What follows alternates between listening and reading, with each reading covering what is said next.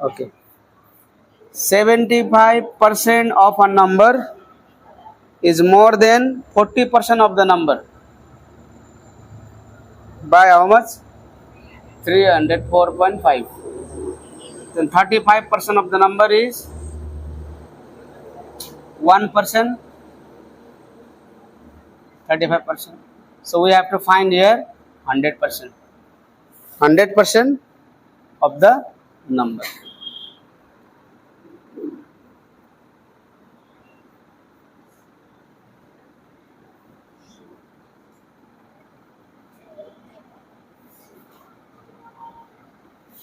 Eight 870, उसके बाद 25% of the number निकालना इसी का ना।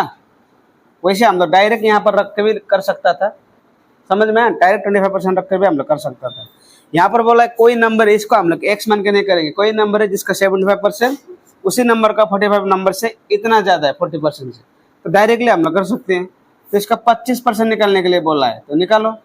ये गया 5 से 5 बार, 5 से 2 बार, 2 से 4, 2 3 6, 2 5 10,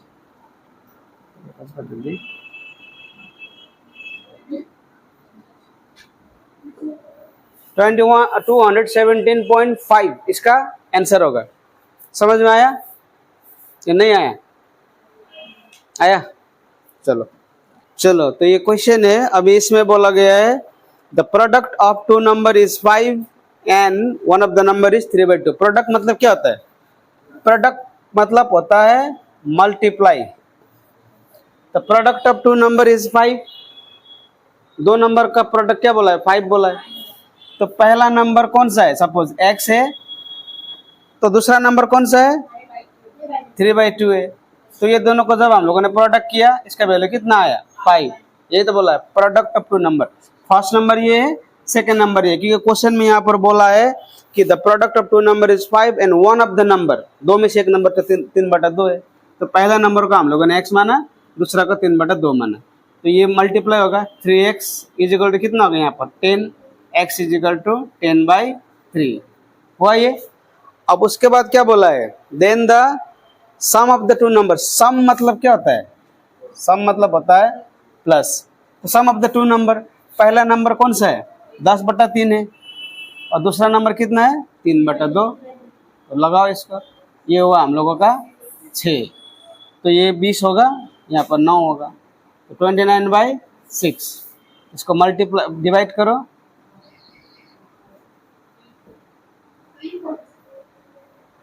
यहाँ पर 5 होगा, 5/6।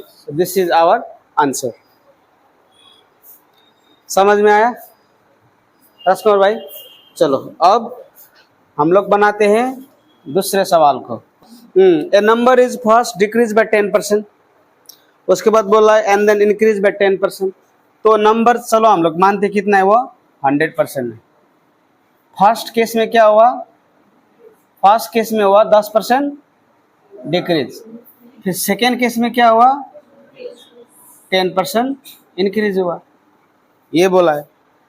Then the number is obtain 50 less than the original number. और जब ये ओरिजिनल नंबर है ना, जब ऐसा इसमें परिवर्तन हुआ, पहले इतना था, 10% घटा पहले, फिर क्या हुआ? 10% बढ़ा। जब ये चेंजेस हुआ तो ओरिजिनल नंबर से जितना भी नंबर आएगा उसका डिफरेंट कितना है? 50। यही बोला है। तो चलो आप निकालते हैं 100। यहाँ पर 10% क्या हुआ? डिक्रीज, यानी कि ये 90% हुआ। यहाँ पर कितना है? 10% बढ़ा, यानी कि ये 110 होगा। समझ में आया? तो अभी 100 गया, कितना हुआ यहाँ? इसका मतलब यहाँ पर कितना है? अभी 99% है कि नहीं? तो डिफरेंस कितना हुआ? 1%। तो परसेंटेज में 1% है, नंबर में 50 है, तो 1% 50, यानी कि ओरिजिनल नंबर कितना है? ओरिजिनल नंबर है यहाँ पर 5000।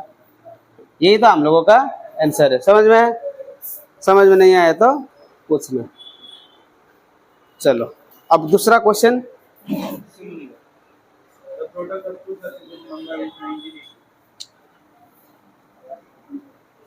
अब यहाँ पर देखो, ये दूसरा सवाल है product of two successive number. Successive का मतलब क्या होता है? जैसे कि ये 1 है तो ये 2 है, ये 3 है, ये सक्सेसिव होता है। इस तरह से समझ में आया? अब दो नंबर है यहाँ पर प्रोडक्ट, दो नंबर यहाँ पर सक्सेसिव नंबर है जिसका प्रोडक्ट, मतलब प्रोडक्ट मीन्स मल्टीप्लाई अगर हम लोग करते हैं तो उसका रिजल्ट होगा 1980। सवाल यही बोला है। दो नंबर सक्सेसिव नंबर, तो कौन कौन सा नंबर है मालूम नहीं है। वैसे हम लोग इसको ऑप्शन से जाकर भी देख सकते हैं। पहला ऑप्शन में 34, तो 34 को 34 और 35 कर सकते हैं हम लोग। क्यों कर सकते हैं? फर्स्ट ऑप्शन क्या है? 34 है, तो 34 को मैं 35 से गुना कर सकता हूँ क्योंकि ये सक्सेसिव भी है और ये प्रोडक्ट का रेशियो अगर मुझे 1980 मिलता है तो मेरा आंसर क्या होगा? 34 होगा। लेकिन मैं 33 से 34 नहीं कर सकता हूँ। क्यों? क्योंकि 4 और 3 को मल्टीप्लाई करके तो 0 आएगा ही नहीं। तो वैसा नंबर को लेना है जिसको मल्टीप्लाई करेगा तो 0 आएगा। ये शॉर्टकट है, वैसे इसका हम लोग तरीके से करेंगे। तो अगर ये दोनों को मल्टीप्लाई करता है, ये आता है तो 34 आंसर है, नहीं आता है तो फिर दूसरा का चेक करना पड़ता है। तो चलो हम लोग मानते हैं पहला नंबर ये हुआ।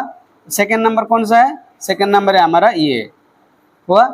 इसको जब हम लोगों ने प्रोडक्ट किया, फर्स्ट नंबर और सेकेंड नंबर को मल्टीप्लाई करने से कितना नंबर आएगा हमारा? 1980। समझ में आया? तो इसको मल्टीप्लाई करके तो एक्स स्क्वायर प्लस इसको मल्टीप्लाई करके तो एक्स, यहाँ पर 1980 होगा। तो X square plus X minus 1980 is equal to 0। तो x is equal to plus यहाँ पर क्या होगा? 45x minus 44x minus 1980 is equal to 0। यहाँ से कर सकेगा कि नहीं सकेगा? सकेगा। तो x को कॉमन लो, x प्लस 45 माइनस 44 को कॉमन लो, x प्लस 45 होगा यहाँ पर इज इक्वल टू 0। तो इसका क्या हुआ? x plus 45 is equal to 0, x minus 44 is equal to 0। तो जो प्लस में वैल्यू होगा वही का आंसर होगा हम लोग।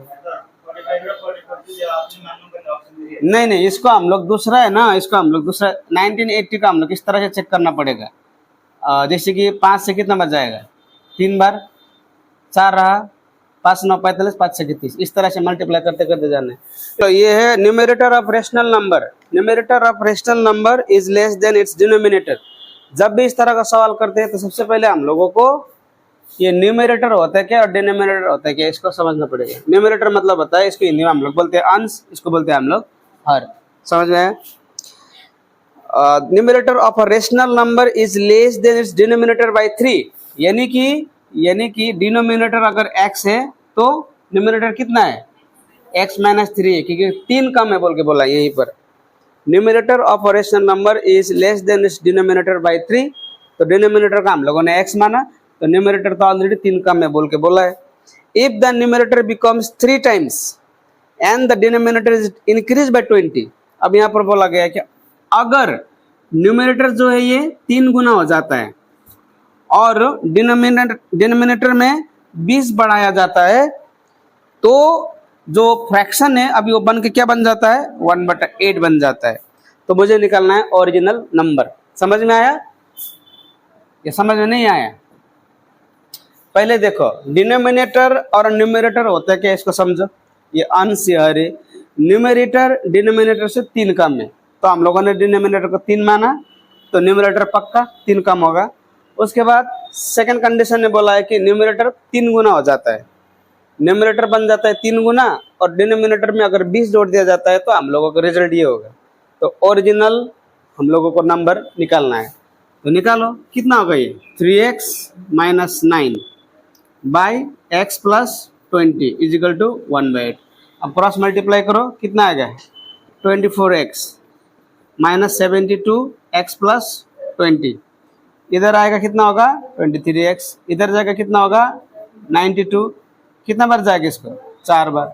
यानी कि x का वैल्यू कितना आया? 4। तो यहाँ पर क्या बोला था? न्यूमरेटर जो है कितना कम है डिनोमिनेटर से? 3 कम है हुआ। और डिनोमिनेटर कितना होगा? डिनोमिनेटर अभी क्या है हमारा? इसका मतलब 4 आया, तो न्यूमरेटर कितना आएगा? 1, क्योंकि इसमें 1 घटेगा। तो 1/4 इज आवर आंसर। कंप्लीट।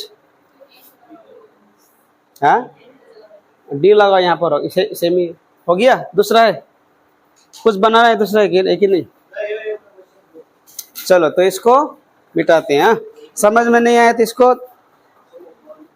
अब यहाँ पर मैं क्वेश्चन लगाने का कोशिश करूंगा एडिट करके। अगर क्वेश्चन आया तो वीडियो को मैं यूट्यूब में लगाऊंगा, नहीं आया तो फिर गया। सम ऑफ 1/2 1/3। चलो तो इस सवाल को हम लोग करते हैं।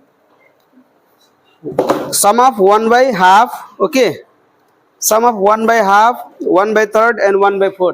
तो सम का मतलब अभी मैंने बताया, सम का मतलब होता है प्लस। देखो मैथ्स को करने से पहले हम लोगों को कीवर्ड समझना पड़ेगा। सम क्या है, न्यूमरेटर क्या है, डिनोमिनेटर क्या है, मोर क्या होता है, लेस क्या होता है, प्रोडक्ट क्या होता है। जब तक ऐसा की को समझ में नहीं आएगा हम लोग मैथ को नहीं बना पाएंगे। वैसे मैथ्स हम लोग उसी लेवल का क्वेश्चन हम लोग करते हैं जिस टाइप का लेवल का क्वेश्चन हमारा टारगेट एग्जाम में पूछा जाता है। समझ में आया? तो जितने भी लोग WBSI, WB constable, railway, WBCS तक एग्जाम के लिए जो प्रिपरेशन कर रहा है मैथ्स का, ये मोर देन इनफ है। इस लेवल का गणित मोर देन इनफ है। तो सम ये है। अब यहाँ पर बोला गया है कि सम ऑफ 1/2, 1/2 मतलब क्या होता है, आधा। 1/3 ऐसा देखो यहाँ पर 1/2 बोला है, उसके बाद 1/3 बोला है, उसके बाद बोला है 1/4।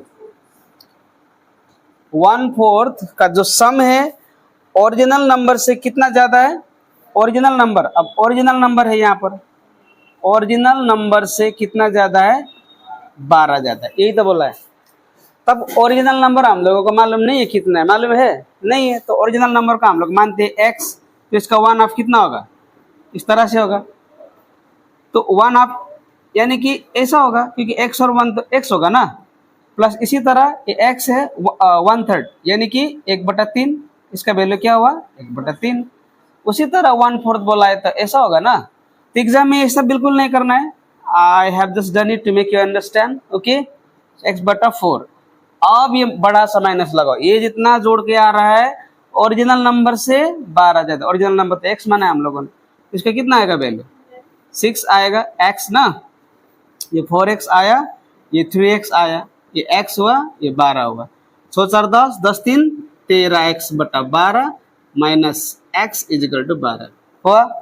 अब इसको मैं यहाँ पर करता हूँ तो कितना आएगा, 13x माइनस 12x और ये 12 होगा। अब देखिए क्रॉस मल्टीप्लाई होगा या नहीं होगा, होगा। 13 में 12 गया x आएगा, 13 में 12 देने से x आएगा। यहाँ पर 12 है, यहाँ पर 12 है, तो 12 12 क्या होगा 144, यानी कि ओरिजिनल नंबर क्या था 144 था। क्या हुआ, तो क्या वीडियो में दिखेगा। चलो समझ में आया कि नहीं आया तो मैं फिर समझा दूंगा इसको।